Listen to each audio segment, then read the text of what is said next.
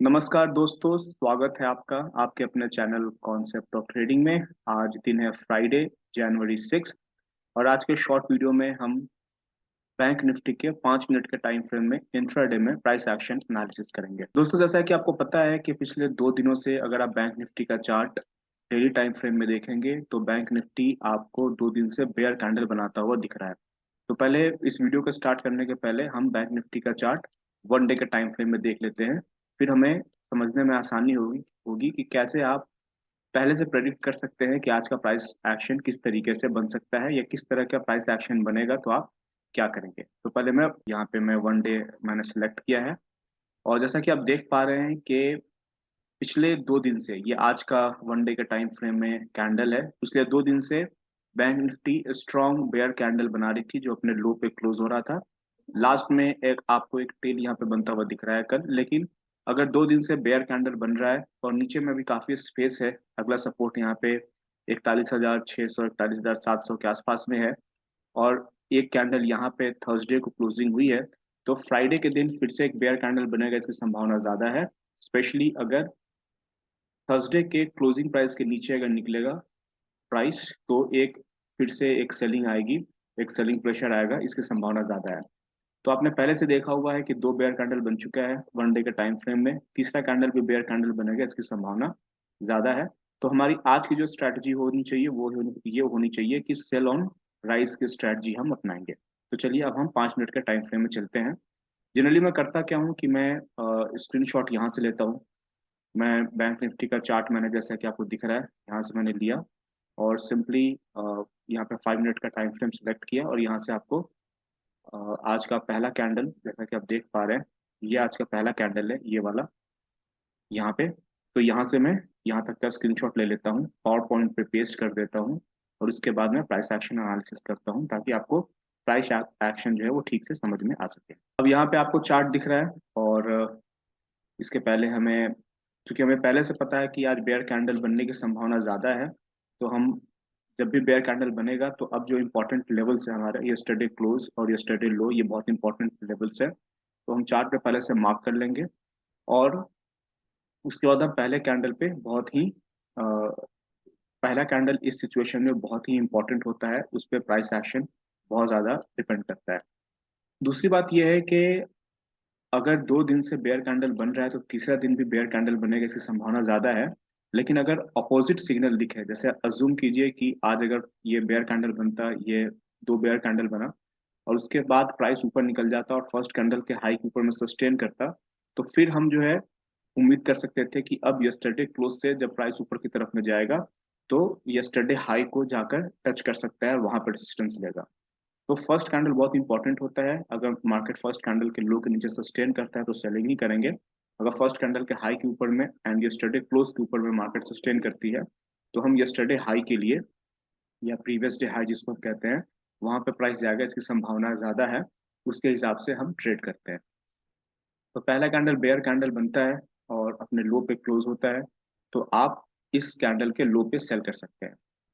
ठीक है। और दूसरी बात क्या है कि कल के आखिरी 35 मिनट 30 मिनट का जो एक ट्रेंड ऊपर की तरफ में आया था, उसका ट्रेंड लाइन आप ड्रॉ करेंगे तो ये ट्रेंड लाइन आपको बनता हुआ दिखेगा।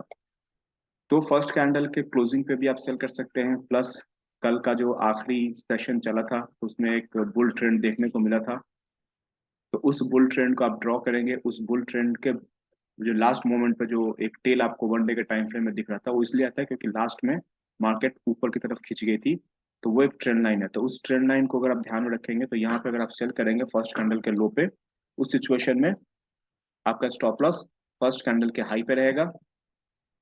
उसके बाद आप देख सकते हैं कि मार्केट नीचे आई, ओपनिंग जब मार्केट ओपन होती है उस वक्त बहुत सारी मूवमेंट ऊपर और नीचे दोनों की होती है।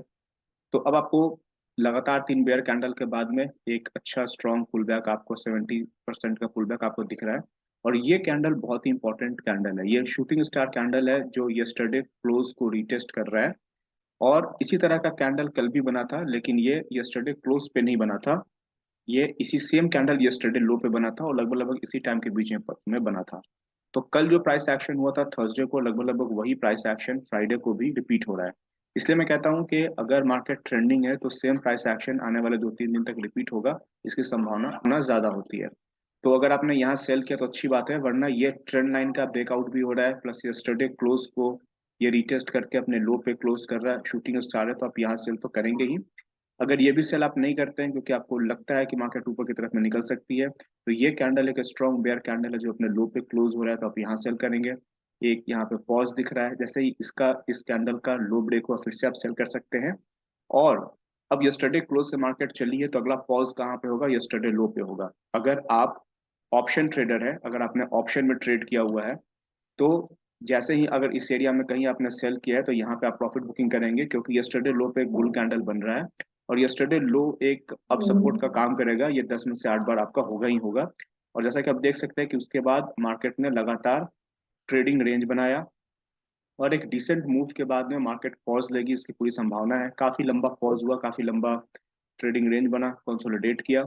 और कल जैसे EMA 21 के नीचे कंसोलिडेट करके मार्केट ने नीचे का ब्रेकआउट दिया था, लगभग लगभग सेम प्राइस एक्शन वही फिर से बन रहा है। EMA 21 के नीचे में मार्केट कंसोलिडेट कर रही है काफी देर तक, और फिर से नीचे का ब्रेकआउट देगा, इसकी संभावना ज्यादा है। उसके अलावा जो है, अगर आप देखेंगे कल का जो लो प्राइस था, ये ट्रेंड लाइन क्या था, लास्ट के जो 15 मिनट का जो एक मूव था उसका ट्रेंड लाइन था। ये कल के लो से एक ट्रेंड लाइन यहाँ पे ड्रॉ हो रहा है और ये आपको वेज बनाता हुआ दिख रहा है, जिसका एक टच कल का लो है। कल का प्रीवियस डे लो, ये इसी ग्रीन लाइन पे वो लो था, वो कल का लो है। दूसरा टच यहाँ पे है और तीसरा यहाँ पे होने की संभावना है। ये ब्रेकआउट दिया इस ट्रेडिंग रेंज का, और उसके बाद ये लगभग इनसाइड कैंडल दो बनती है, और जैसे ही इस वेज का भी ब्रेकआउट देगा, आप आसानी के साथ सेल कर सकते हैं। अगर आपने इस वेज को देखा तो अच्छी बात है, वरना ये कैंडल अपने लो पे क्लोज हो रही है, इस ट्रेडिंग रेंज के नीचे क्लोज हो रही है, तो आप यहाँ पे सेल कर सकते हैं। उस स्थिति में आपका स्टॉप लॉस यहाँ पे होगा। फिर इस वेज का ब्रेकआउट हुआ तो एक सेल करने का एक और रीजन आपको मिला, ट्रेडिंग रेंज का ब्रेकआउट प्लस इस वेज का ब्रेकआउट, तो आप यहाँ पे भी सेल करेंगे। अगर आप यहाँ सेल करते हैं और यहाँ सेल कर सकते हैं तो अगला बॉटम क्या बन सकता है, ये आप कैसे डिसाइड करेंगे। तो आज का जो डे हाई है उसको आप देखिए, या आपने यहाँ पे सेल किया या यहाँ सेल किया है, तो प्रॉफिट बुकिंग आप कहाँ करेंगे। कुछ सपोर्ट और रेसिस्टेंस तो हमें दिखते हैं, कुछ सपोर्ट और रेसिस्टेंस हमें कैलकुलेट करने पड़ते हैं, निकालने पड़ते हैं। तो आप कैसे निकालेंगे, तो आज का डे हाई यहाँ पे है और मार्केट कंसोलिडेट किया यस्टरडे लो पे, तो यस्टरडे लो का एक लेवल हुआ आपका, ये लेवल है। और इस बीच का जो मूवमेंट है वो ये मूवमेंट है, तो डे हाई से यस्टरडे लो पे मार्केट कंसोलिडेट किया और ये मूवमेंट मार्केट ने बनाया। सेम डिस्टेंस अगर आप नीचे की तरफ में मेजर करेंगे तो ये एरिया आएगा। और जैसा कि आप देख सकते हैं कि जिन्होंने यहाँ सेल किया उनको सपोर्ट पता है कि अगला सपोर्ट क्या होगा, वो मेजर मूव डाउन होगा। और आप देख सकते हैं कि मार्केट ने मेजर मूव डाउन अचीव किया, और जैसे ही इस मेजर मूव डाउन को अचीव किया वैसे ही मार्केट में एक डीप पुल बैक आया। और इस पुल बैक आने की वजह क्या थी, प्रॉफिट बुकिंग है, क्योंकि बेयर्स को पता है कि यहाँ पे मेजर मूव डाउन उनका टारगेट है, और यहाँ पे बुल्स जो है वो हो सकता है फिर से एक्टिव हो। मेजर मूव टारगेट अचीव हुआ, इसलिए मैं हमेशा कहता हूँ कि मेजर मूव टारगेट बहुत ही इंपॉर्टेंट लेवल होता है। और ये जो स्ट्रॉन्ग एक सेल ऑफ यहाँ पे आया था उसकी वजह क्या थी, कि ये बोनस मूव है। कल भी ऐसे ही हुआ था, वेज कंप्लीट हुआ, उसके बाद जो चौथा लेग बना वो बोनस होता है। वेज के बाद अगर वेज का नीचे का ब्रेकआउट हुआ तो वो बोनस होता है, और वो बोनस मूव ही सबसे फास्ट होता है। तो आज भी वही हो रहा है, ये वेज कंप्लीट होता है जिसका एक लेग, यस, कल कल का लो है, यहाँ पे दूसरा लो है, तीसरा लो यहाँ पे है, ये चौथा एक बोनस मूव है, इसलिए ये काफी तेजी के साथ में नीचे की तरफ में मार्केट आया। और मेजर मूव डाउन भी यहाँ पे है, इसलिए यहाँ पे मार्केट आके पॉज ले रहा है। फिर से EMA 21 का रेजिस्टेंस लेके मार्केट नीचे जाने की कोशिश कर रही है, तो आप चाहे तो यहाँ पे फिर से सेल कर सकते हैं, स्टॉप लॉस यहाँ पे है। चूंकि ये मेजर मूव डाउन का ये टारगेट है, तो हो सकता है आप यहाँ पे डबल बॉटम एक्सपेक्ट करके मार्केट को ऊपर जाता हुआ देख सकते हैं। लेकिन यहाँ पे क्या हुआ, लोअर लो डबल बॉटम बना रहा है, ये एक बहुत ही स्ट्रॉन्ग बुल कैंडल है जो अपने टॉप पे क्लोज हो रहा है। इसका मतलब ये है कि जिस बेयर ने यहाँ प्रॉफिट पहले बार बुक नहीं किया, अब उनको पता है कि यहाँ पे डबल बॉटम बना के मार्केट ऊपर जा सकती है। तो अगली बार जब सेम लेवल पे मार्केट आया तो बहुत ही तेजी के साथ में प्रॉफिट बुकिंग आया। तो ये बुल की एंट्री नहीं है, ये बेयर का प्रॉफिट टेकिंग है, जिसकी वजह से ये कैंडल आपको बनता हुआ दिख रहा है। लेकिन अगर आपको बेयर्स के पॉइंट ऑफ व्यू से देखें तो मार्केट अभी भी EMA 21 के नीचे है, तो आप यहाँ पे फिर से सेल कर सकते हैं। लेकिन अब आप सेल करेंगे तो आपका स्टॉप लॉस, चूंकि आप EMA को पकड़ के ट्रेड कर रहे हैं, EMA के रेसिस्टेंस पे ट्रेड कर रहे हैं, तो आप यहाँ सेल करें स्टॉप लॉस यहाँ पे होगा, यहाँ सेल करें तो स्टॉप लॉस यहाँ पे होगा। और देख सकते हैं कि इस स्थिति में आपका स्टॉप लॉस हिट हुआ। या अगर आप सावधानी से ट्रेड कर रहे हैं तो जब पॉज लेने लगा मार्केट तो आप एग्जिट कर सकते हैं। दोस्तों, मेरा मकसद जो है सिर्फ प्रॉफिटेबल ट्रेड्स को दिखाना नहीं, मेरा मकसद ये है कि कोई भी ऐसा ट्रेड जो लॉजिकल हो वो आपको बताऊं, भले स्टॉप लॉस हिट हो। तो यहाँ पे ट्रेड लेना लॉजिकल है, लेकिन स्टॉप लॉस के साथ। आपका स्टॉप लॉस यहाँ पे जा रहा है। उसके बाद में जैसे ही ये बुल कैंडल बना, आप देख सकते हैं कि उसके पहले भी बुल कैंडल बन चुका है। तो यानी कि मार्केट से जो बेयर प्रेशर है वो खत्म हो चुका है। मार्केट ऑलरेडी दिन भर बेयर ट्रेंड में रही है। तो इस कैंडल के आते आते मार्केट में बेयर प्रेशर है वो खत्म हो चुका है। तो आप यहाँ पे चाहे तो बाई कर सकते हैं। लेकिन अगर आपने पहले सेल करके ऑलरेडी पैसा बनाया हुआ है तो यहाँ बाई करने का कोई मतलब नहीं है, क्योंकि मार्केट अब क्लोज होने का टाइम होने वाला है। लेकिन इस वीडियो का मकसद ये है कि मैं आपको सब पॉसिबल एंट्रीज बताऊं, तो आप यहाँ पे फिर से बाई कर सकते हैं। तो आज के मार्केट से हमें क्या सीखने को मिलता है कि अगर मार्केट ट्रेंडिंग है डेली टाइम फ्रेम में या किसी बड़े टाइम फ्रेम में, और अगर पिछले 2 दिन से बेयर कैंडल बन रहा है तो आज भी बेयर कैंडल बनेगा, तीसरे दिन इसकी संभावना ज्यादा है, तो आप सेल ऑन राइज की स्ट्रेटजी अपना सकते हैं। इसका अपोजिट, अगर मार्केट बुल ट्रेंड में है, पिछले 2 दिन से बुल कैंडल बन रहा है, तो आज भी बुल कैंडल बनेगा, इसकी संभावना ज्यादा है, और मार्केट कभी भी डिप ले तो बाई ऑन डिप की स्ट्रेटजी अपनाकर प्रॉफिट बना सकते हैं। और हमेशा की तरह हमारा जो इंपॉर्टेंट लेवल्स है उसको आप मार्क करके रख सकते हैं। तो ये आज की फ्राइडे जनवरी 6 का प्राइस एक्शन एनालिसिस था। वीडियो आपको कैसा लगा हमें ज़रूर बताइएगा। और इस वीडियो के बाद कल मैं एक और वीडियो डालूंगा जिसमें मैं डेली टाइम फ्रेम में और वीकली टाइम फ्रेम में बैंक निफ्टी के प्राइस एक्शन एनालिसिस की बात करूंगा। वीडियो पसंद है तो लाइक, शेयर और सब्सक्राइब जरूर कीजिएगा।